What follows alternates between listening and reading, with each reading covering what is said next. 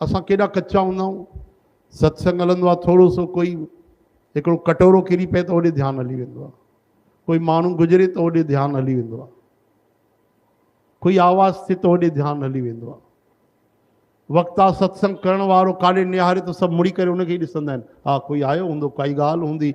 ईअं थोरी था ॾिसनि था त कुझु हूंदो भाई। एॾा त कच्चा आहियूं। असां कॾहिं सोचियो आहे कि असां सत्संग कीअं ॿुधणु खपे? उहे श्रोता जा लक्षण आहिनि असां में। कीअं ॿुधणु खपे कि हेॾे होॾे ध्यानु न वञे?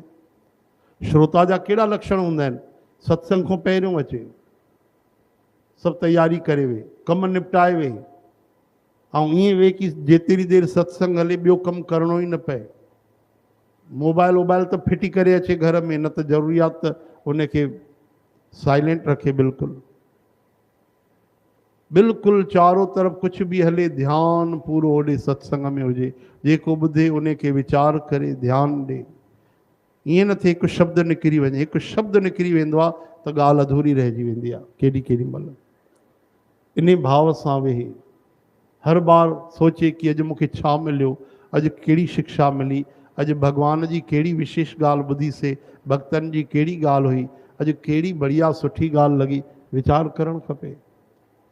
अॼु मूंखे छा मिलियो, अॼु मां कहिड़े रस्ते ते हलां, अॼु जेको सत्संग ॿुधो इन में मूंखे कहिड़ो भॻवान जो वधीक भाव मिले, अहिड़ो कमु कहिड़ो कयां मां?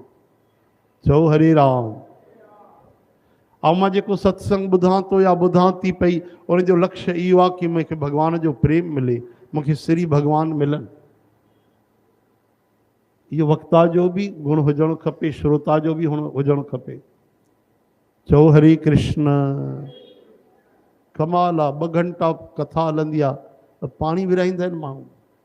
2 कलाक सत्संग थो हले त पाणी खणी करे पीआरींदा। अरे कमाल आहे।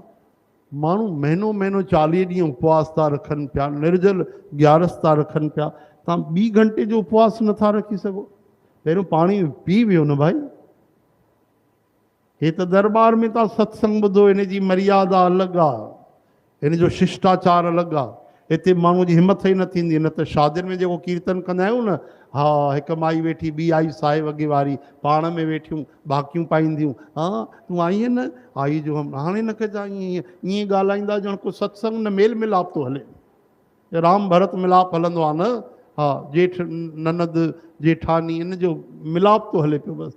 सत्संग त साइड में आई। चओ हरे राम। अरे भाई सत्संग ॾाढी वॾी शइ आहे। उन ढंग सां असां उनखे धारण न कयो आहे, उन ढंग सां, उन भाव सां, तॾहिं उहो लाभ बि नथो मिले।